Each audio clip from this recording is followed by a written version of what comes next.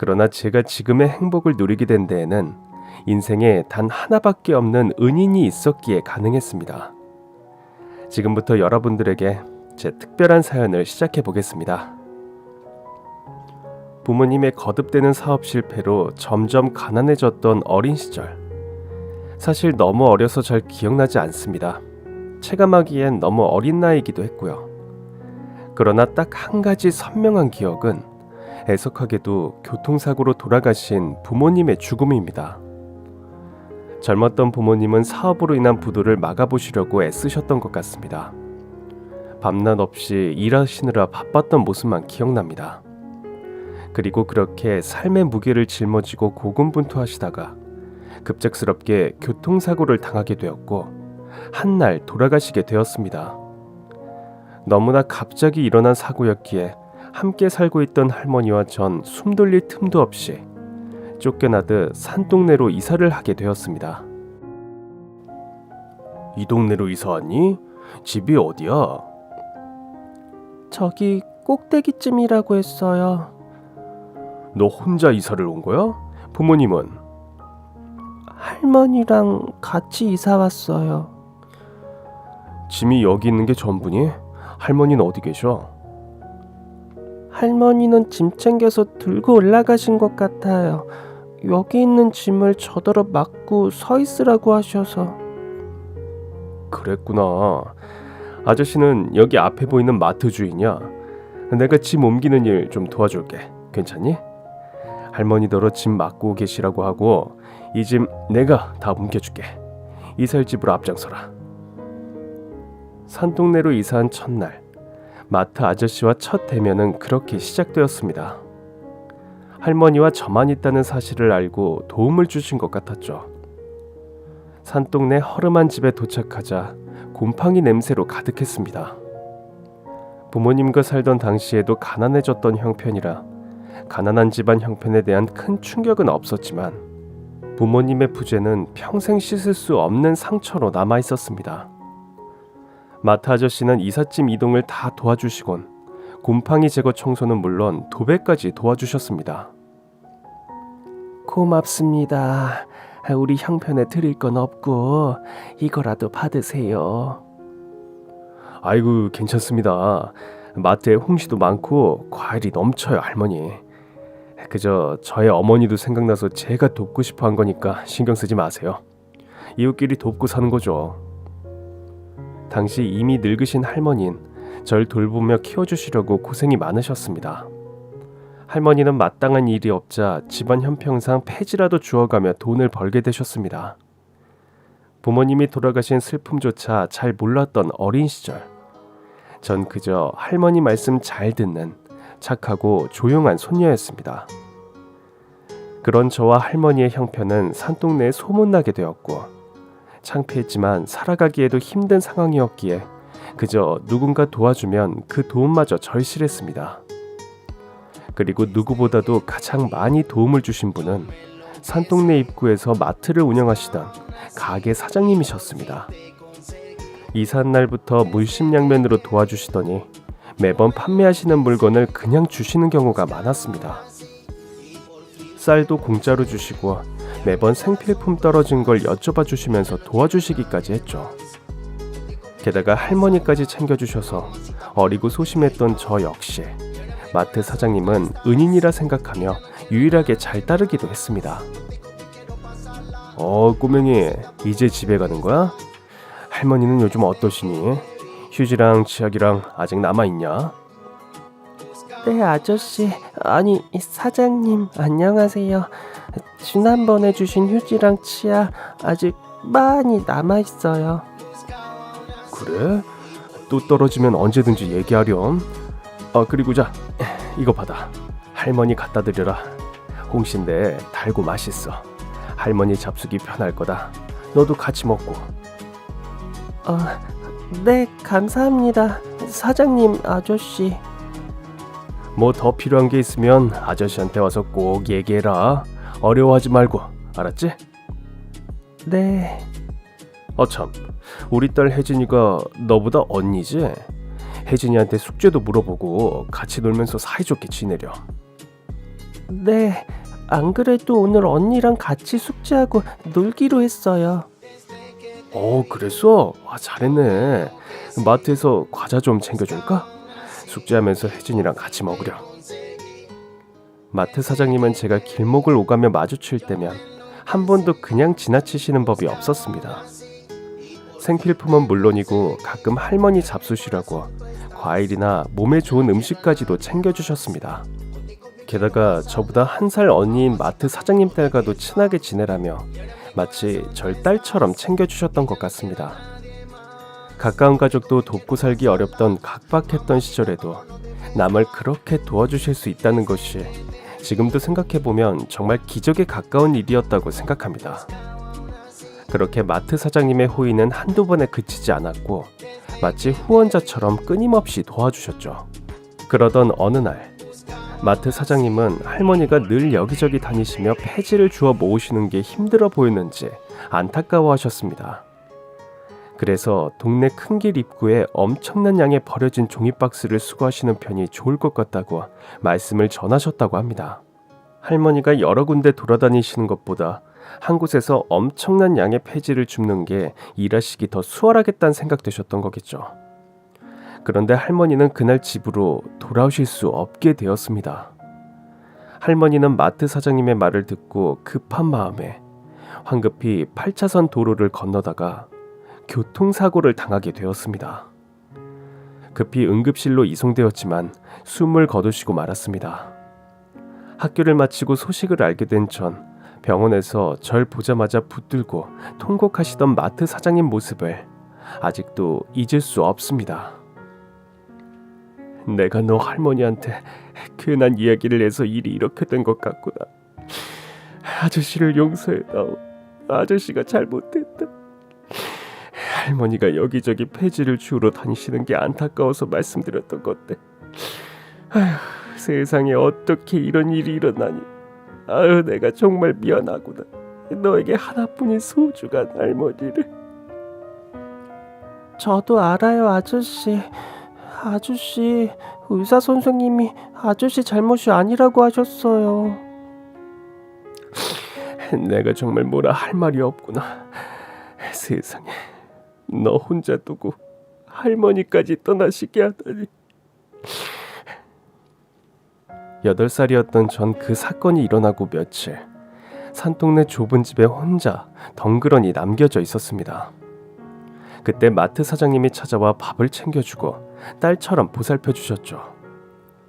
그리고 며칠 뒤 집안의 물건들을 함께 정리하게 되었습니다. 부모도 보호자도 없던 전 보육원으로 보내줘야 하는 상황에 놓여 있었기 때문입니다. 그런데 갑자기 마트 사장님이 절 부르시더니 얘기를 나누자고 하셨습니다. 어떻게 받아들일지 모르겠구나. 너만 괜찮다면, 너가 싫지 않다면 말이야. 오늘부터 내가 너의 새아빠 하면 어떻겠니? 너만 싫지 않다면 우리 집으로 가서 지내자. 할머니를 그렇게 보내고 널 보육원으로 보내야 하는 상황에 내 마음이 정말 편하지 않구나. 그럼 저의 아빠가 되시는 거예요? 그럼 저 보육원 같은데 안 가도 되는 거예요? 내가 자격 조건이 되는지 모르겠지만 그렇게 할 수 있을 거야. 그리고 내 딸 혜진이하고는 이미 잘 지내온 사이니까 언니 동생으로 사이좋게 지내면 되지. 어때? 학교 졸업할 때까지 아저씨가 너의 후원자가 되면 어떨까 하는데, 부모님이나 할머니를 대신해서 보호해주는 역할이야. 너만 좋다면 아저씨는 좋은데 어떠니? 어렸던 전 그저 늘 익숙하게 도와주시던 마트 사장님이 새아빠처럼 된다는 게 좋았습니다. 그리고 할머니도 사라져서 우울한데 아무도 모르는 보육원이란 곳에서 혼자 된다는 상상조차 무섭고 두려웠습니다. 게다가 친하게 지내왔던 마트 사장님 딸과 함께 아저씨의 집에서 살 수 있다는 게 오히려 좋았고 꿈만 같았습니다.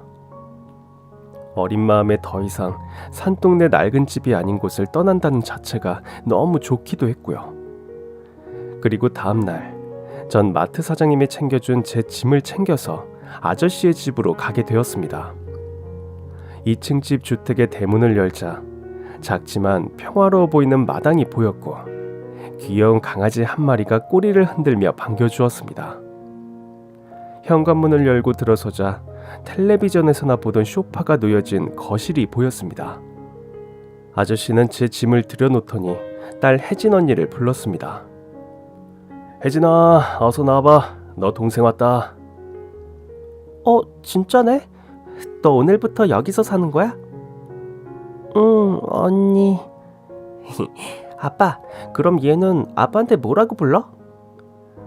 뭐 아저씨로 부르지. 아빠라고 불러도 좋고. 아빠라고 불러, 너도. 오늘부터 내 동생이니까 내가 어제 너 방을 꾸며놨는데 가볼래? 언니를 따라 2층으로 올라가니 1층만큼 넓은 거실과 3개의 방이 있었습니다. 그곳의 한 곳이 제가 써도 된다는 제 방이었습니다. 할머니가 돌아가신 슬픔으로 온통 지옥이었지만 마트 사장님이 새 아빠가 되고 새 언니도 생기고 새로운 집에서 살게 된다는 사실만은 꿈만 같았습니다. 하늘에 계신 부모님과 할머니가 제게 은인을 선물해 주신 건가 생각될 정도였죠. 새로운 가족과 새로운 집. 그날 전 잠이 오지 않았습니다. 그런데 그때 제 방문에 노크를 하는 소리가 들렸습니다. 가정교육 잘 받은 혜진 언니였습니다. 너 아직 안 자? 오늘 나랑 같이 잘래?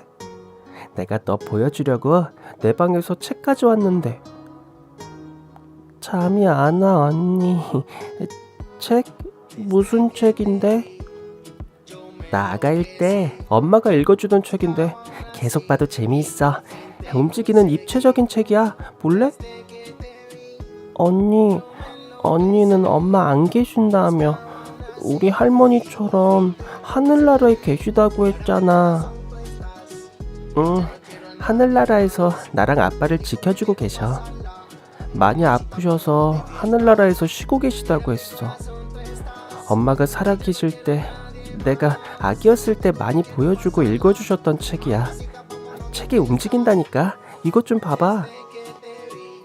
언니도 엄마 하늘나라로 가고 나서 많이 울었어?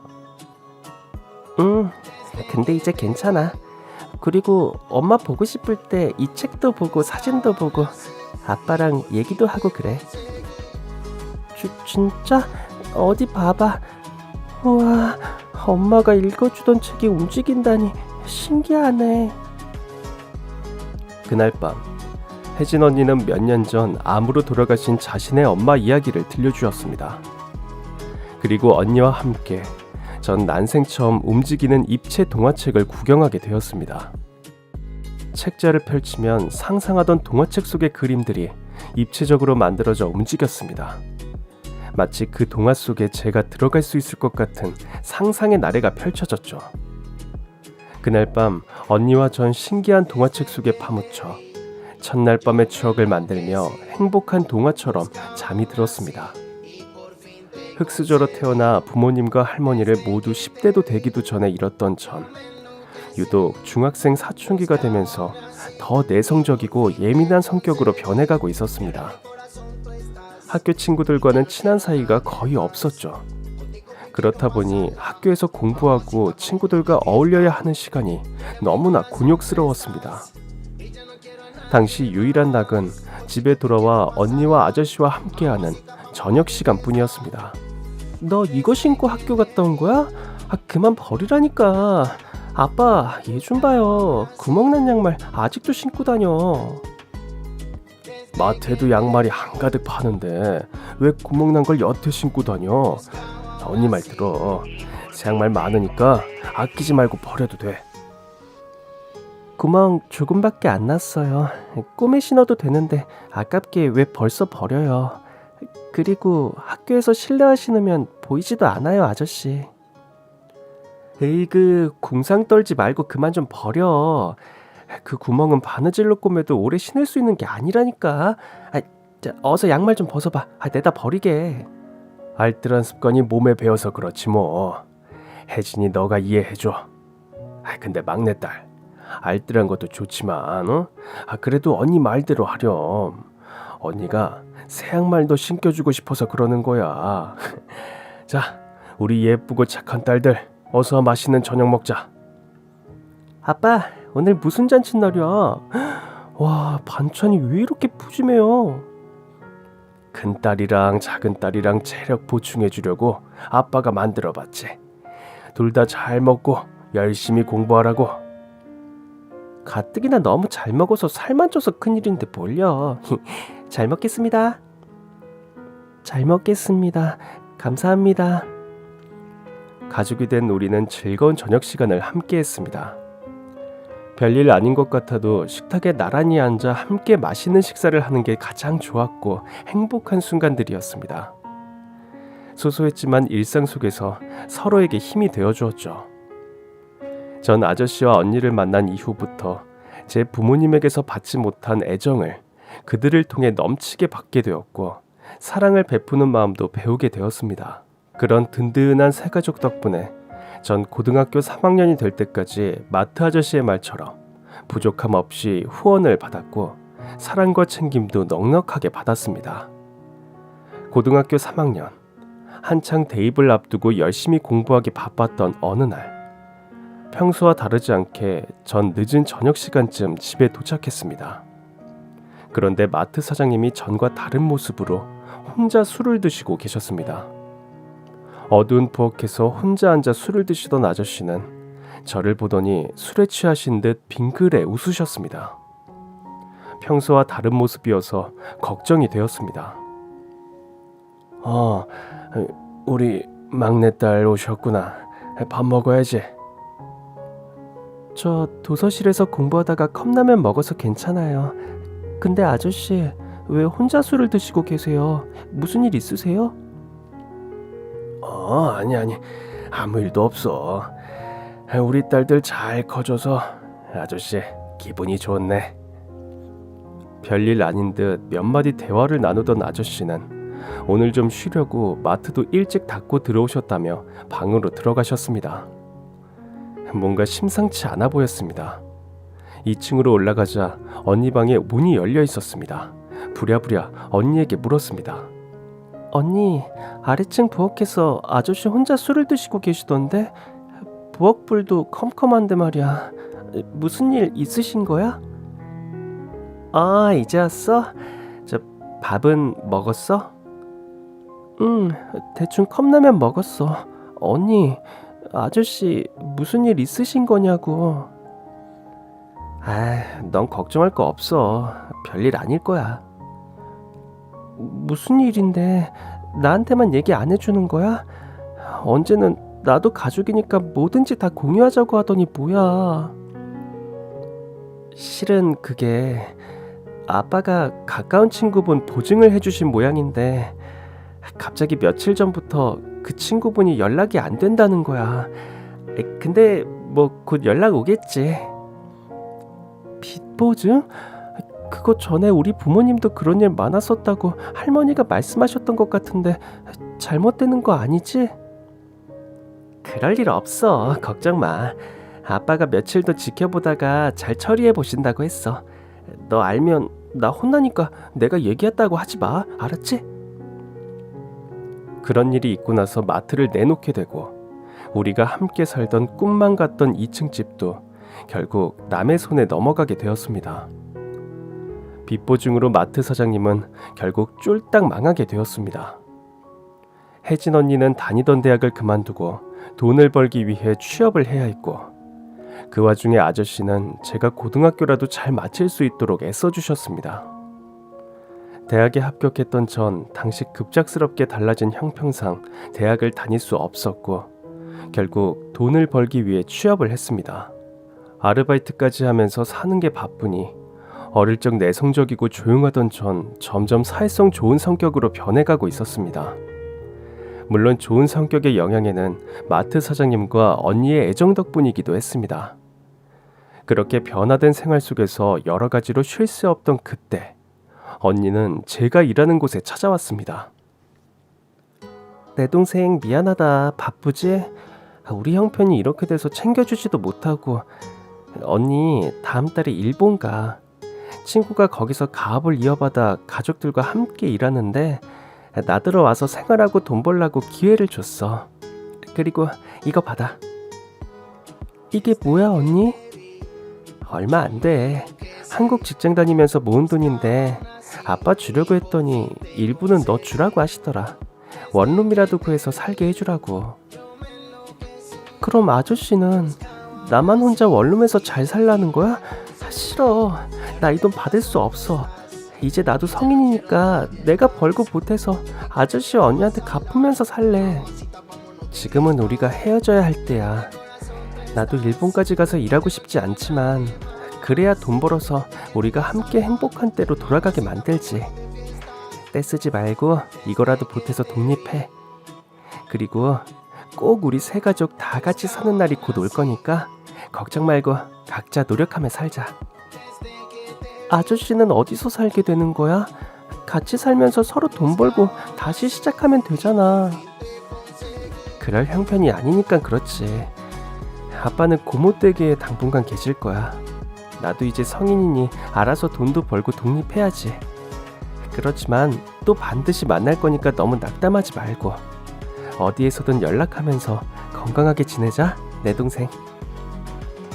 언니는 그날 제게 방을 얻어서 독립하라며 당시 언니 입장에서의 거금을 제게 다 털어주고 일본으로 떠났습니다. 그리고 저도 마음은 늘 아저씨와 언니에게 있었지만 먹고 사는 게 너무 바빠지다 보니 아저씨조차 자주 찾아뵙기 힘들어졌습니다. 간혹 어쩌다 찾아뵙는 아저씨는 점점 더 늙고 초라해지고 있었습니다. 그러던 어느 날 한참 동안 연락이 되지 않는 아저씨가 걱정이 되어 직접 찾아가게 되었습니다. 찾아가 보니 공사장에서 막노동 일을 하셨던 아저씨는 공사장에서 다치시는 바람에 한동안 꼼짝도 못할 정도로 몸이 편치 않은 상황이었습니다. 일본에 간 언니도 자주 연락이 안 되던 상황에 너무 안타까워 전 그때부터 틈이 날 때마다 다시 아저씨를 자주 찾아뵙고 내 아빠처럼 보살펴 드렸습니다. 다행히 아저씨는 완쾌하셨고 다시 일을 시작하려고 마음먹고 계셨습니다. 아저씨, 이제 연세도 생각하셔야죠. 공사장 일 말고 다른 일 하시는 게 어떠세요? 그러게, 이 나이에 어디 써주는 곳이 있어야 말이지. 나도 요즘 고민 중이란다. 그치만 너무 걱정하지 마. 아저씨 장사 잘하는 거 너도 봐서 알잖아. 또 잘 맞는 일이 있겠지. 그래서 말인데요. 제가 사는 동네에 집 근처 코너 자리로 김밥집이 있더라고요. 물어보니 보증금도 없이 세만 내고 장사해도 된다고 해서 아저씨한테 한번 여쭤볼까 싶었어요. 그래? 그런 자리가 있어? 조건이 좋다면 뭐 가리겠나. 장사 잘하는 사람이니 장사해서 돈 벌면 좋지. 내일 한번 가서 알아봐야겠네. 그렇게 운 좋게 아저씨는 제가 사는 동네 집 근처에 조그마한 코너 김밥집 장사를 시작하게 되셨습니다. 가게를 오픈하자마자 아저씨의 말대로 호황이었습니다. 생각보다 장사도 잘 돼서 너무 다행이다 싶었습니다. 덕분에 전 너무 기분이 좋았습니다. 이제 다시 모두 좋은 형편으로 돌아가려는 운인가 싶었죠. 그리고 피곤해도 제 일이 끝나면 항상 아저씨를 돕기 위해 김밥집으로 향했습니다. 남은 설거지도 돕고 가게 정리도 도와드렸습니다.